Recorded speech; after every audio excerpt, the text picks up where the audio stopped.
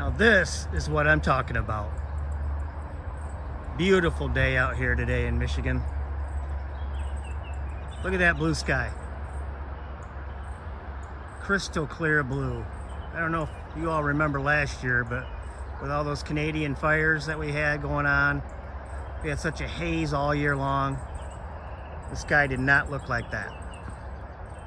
Looks beautiful this year. It's beautiful out here, 70 some degrees. Great day to work in the garage. I don't know, we'll see. I'm out here right now just checking out my hostas. Did a little weeding on it last night. Got to keep an eye on these because the deer love these things. And you know, I can't work on cars all the time. I do have other interests. One of them being landscaping and taking care of my yard. Love doing that kind of stuff. Over here too, doing a little work. But yeah, it's the kind of stuff I like doing. Morning guys, hey, it's Len from Mercury Garage here again.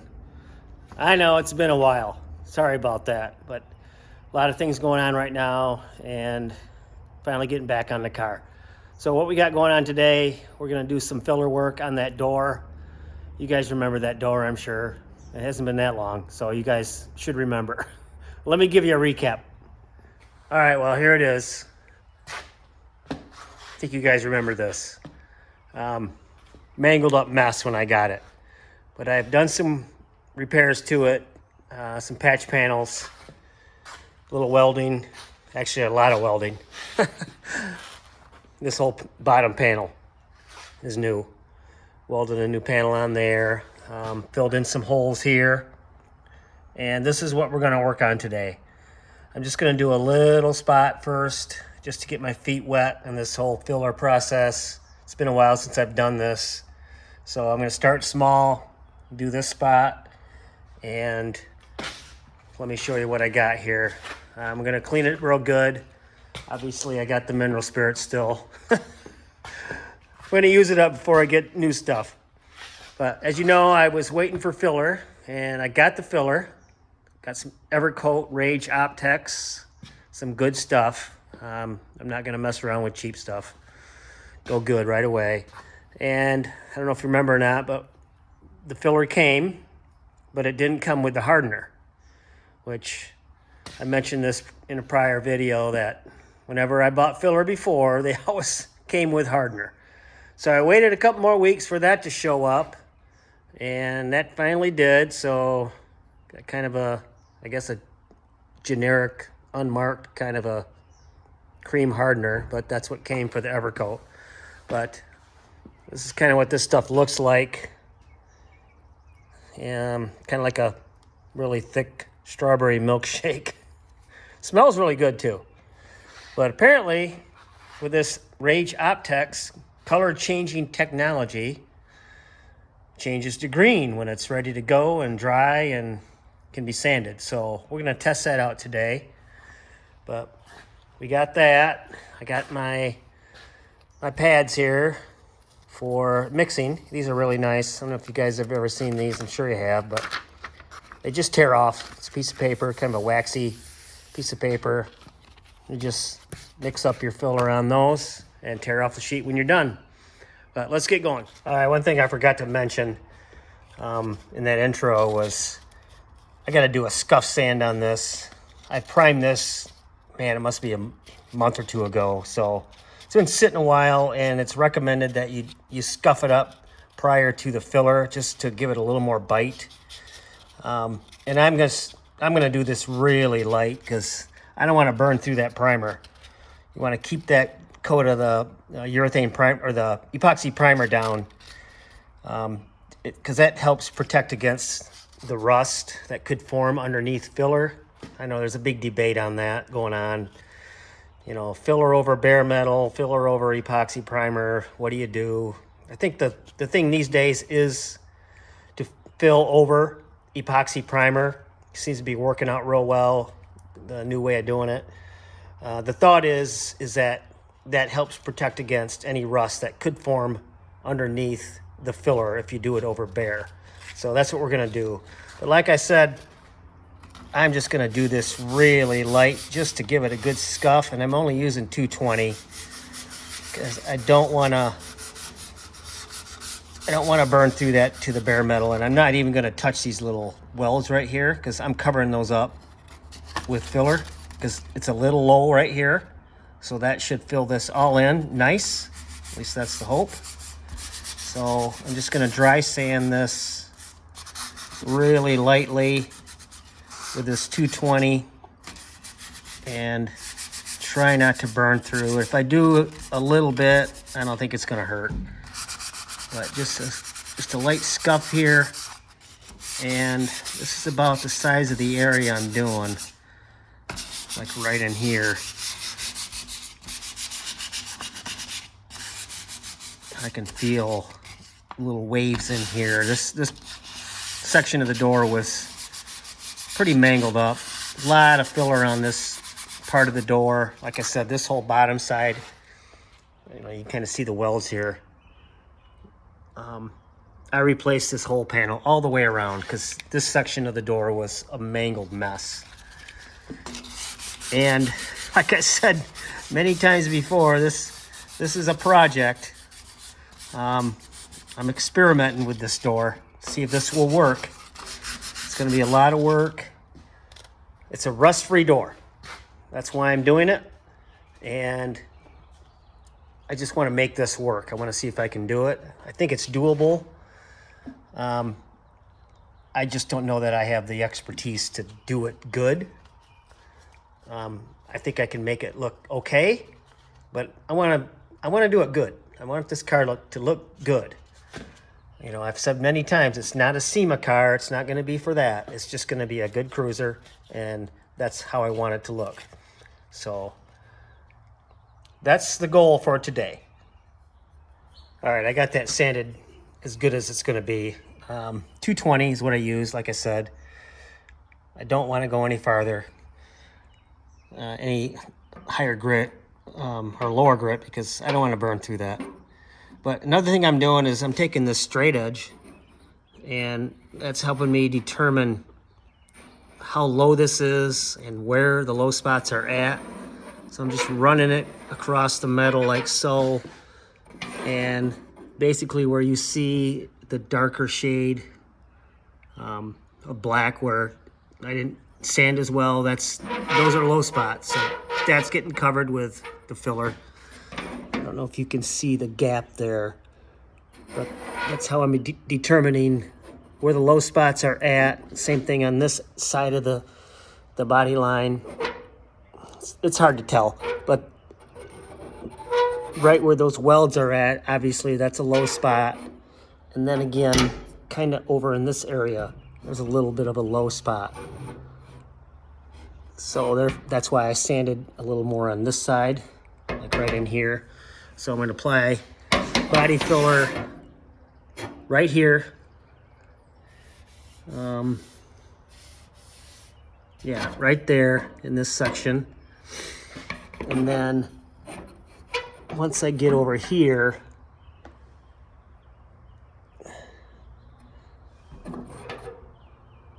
yeah, body filler here, here, and a little over here. So basically I'm just going to cover this whole section here where I sanded. All right, so here we are at the mixing station, I guess you'd say. Cyclone workbench. Works great. So I'm kneading this cream hardener really good because that's what it says to do. So I'm doing that. Been doing this for a little while. Also stirring this up really good. This strawberry milkshake, it's really thick. So it doesn't look like it really requires a lot of stirring. It's just kind of moving the paint stick around in there. So I'm just gonna do like a little 2-inch blob of filler on my onion pad here, and then it says do a strip of the cream hardener through that. just like a bead. Stir it up, and we'll see what we got. So here we go. Obviously, I don't need much, so 2 inches should be plenty for me. I got an extra scraper here to use to scrape off my paint stick if I need to.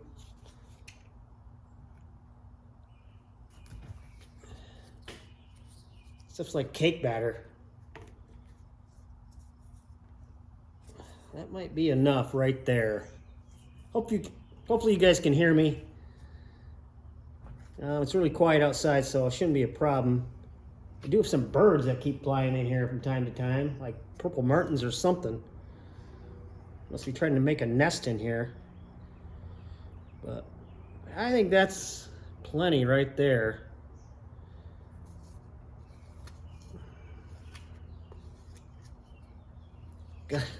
I got the doors open, windows open, because this stuff stinks. So there's that. Let's put the lid back on for a second. That should be plenty. There you go. Cream hardener. How's it look? Yeah, it looks good. So then we just do a ribbon across, it says. Like so.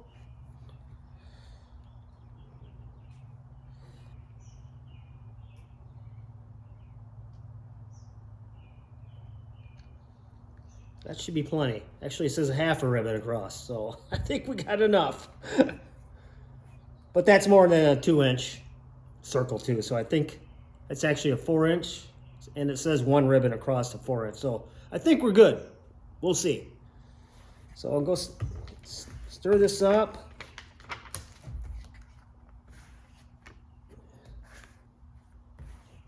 This is a kind of a time-consuming process, but a very important process too. This needs to be stirred up really well so you get that chemical reaction a full chemical reaction, so you don't have blobs of loose filler in your body work.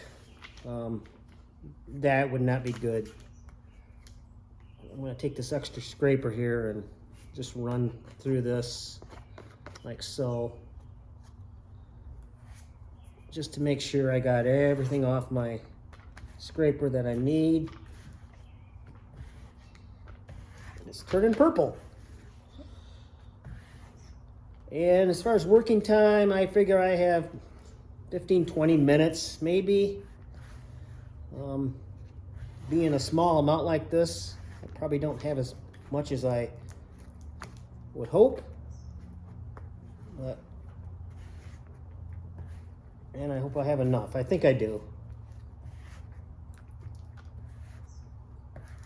Stuff is thick. Gives you a good little workout here, forearm workout. Yeah, I think that's enough. Okay, so here we are. Got it mixed up really well. It's actually getting creamier as I go. So it tells me it's heating up, so I got to get going here. So just dab a little on. I'm going to start in the really low spots first and just work it in. Work it in really well. Sorry about the camera angle, but I'll pick it up here when I'm done and give you a good shot of the work I did. But you really want to work it into the low spots really good. Just press down as hard as you can. Work it in there.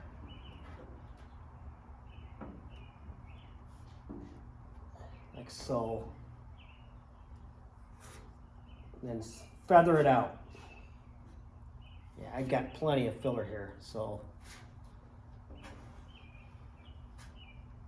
work over the body line, leave that a little high because most of that will be sanded off. I think we're looking good here. Yeah, I think it's already starting to set up, so I'm gonna go a little high on my lower spots here, because like I said, most of that is coming off.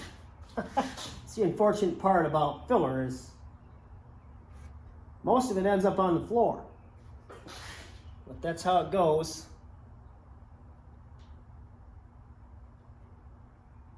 Yeah, it's starting to set up already, so I'm about done here. So that went quick. We're gonna call that good. Yeah, it's done.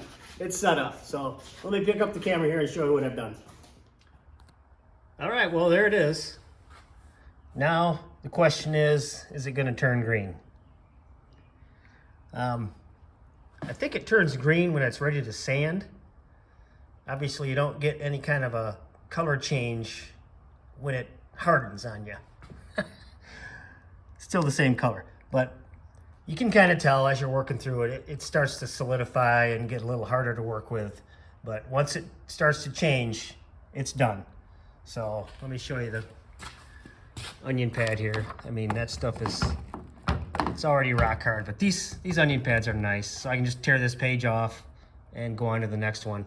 And it peels right off the scraper too, so you can reuse those. But yeah, that's it. Now I just wait. Kind of wanted to feather it out a little bit more than what I did, but we'll see once after I sand it where we're at. And I may have to do it again. Usually I do.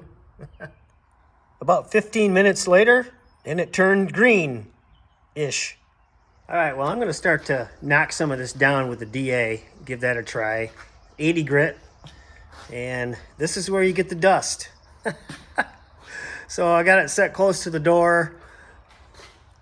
Gonna have a fan on, try to blow it out the door, but there's also a wind coming in from the door, so it's gonna be a battle there. It's all gonna end up in my face. Here we go.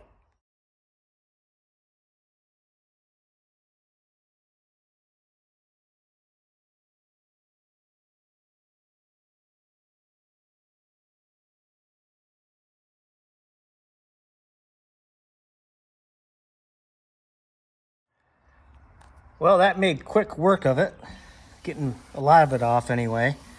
But now I think I need to switch to a block sanding pad. I've already gone through a little bit with the DA. It's gonna happen. There's no way around it, because you gotta feather the edges, and starting to try to work this body line in a little better with a block sanding pad. So let me find some 80 grit and a block sander, and we'll go from there. Well, guys, I've been working this body line for what seems like hours. And let me tell you, it ain't too shabby. Not perfect, but not shabby. And that's what I'm going for, not shabby.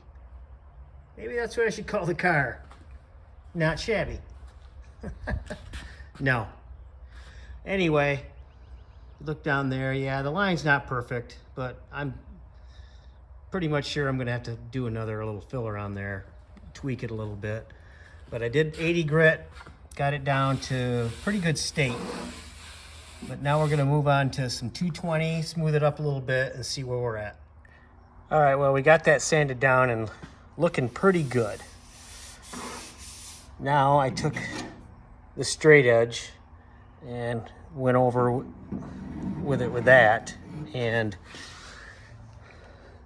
I still have a slight gap. You can kind of see the light between there. Probably not something I really need to be concerned about, but since I'm in filler mode right now, I might as well go all the way and make the Susima car. No. But anyway, I'm just gonna mix up another batch, and you can kind of see that light there. It's a little bit low all the way through here. This whole door was caved in pretty bad, so I'm just gonna work on this spot a little more and see if I can get it to where it's a little better. Green. All right, well, here's the story. This door has been a pain in my butt since day one. End of story. So, really, I don't know what to do here anymore. I've added filler twice, sanded down, and I keep getting that gap right there. And it's worse than I thought. It's this gap underneath the level and that body line, if I can, right there. See the light? It goes all the way to the end almost, on that end and that end. And I checked my other door, and that gap is not supposed to be there. It's straight all the way down with a straight edge. And this one has that little dip in there, and it's even worse if I put it on here. So what that's gonna do is it's gonna show like a big old dip in that door, unless I fill it with tons of filler. Not sure I want to go that route anymore, guys. Like I said, I got that other door. I could repair that one and use it, or continue on with this fiasco. What do you guys think? Just let me know in the comments. Leave a little comment down there what you guys would do. And if you guys have comments, check your door gaps or your door body lines. Are yours level like that? Or do you have that little dip as well? I checked my other door here, and it's pretty flat all the way down. Same thing with this, where it curves in a little bit here. That's right up against the door all the way. There's no dip in that door. So this tells me that door was in a, I don't know, probably a bad accident at one point, and they tried to straighten it out, and well, that's what you got. All right, guys, well, I think I'm going to end this one right here. Not good progress today, but that's what happens with these cars. You think you have an easy project you can get done in a couple hours, and it turns into more of a mess. But that door has been a problem since I bought the car. I've been battling it since day one, and if it wasn't for it being such a rust-free door, I wouldn't even bothered with it, but because I have that other one. So let me know, guys, what you would do. I got a feeling, I think I know what you guys would do. But leave a comment. What do you guys think? If this door can be fixed, if I can bang this, if I can maybe bang this out a little bit so it's not such a big dip. This part right here, I think I can fix with filler. It'd be quite a job, but I think I could do that. This down here, that's more of a gap. That's about a 1/2 inch gap. So I'm not liking that one too much. But yeah, leave a comment, guys, what you would do, and let me know what your comment body lines are. Are they flush up against a flat edge along that body line, or is there a dip in it like this door has? Yeah, let me know, guys. I appreciate it. That's going to do it for today. Hopefully you enjoyed this. Hopefully you learned a little bit, but I'm going to call it a day. All right, guys, have a good one.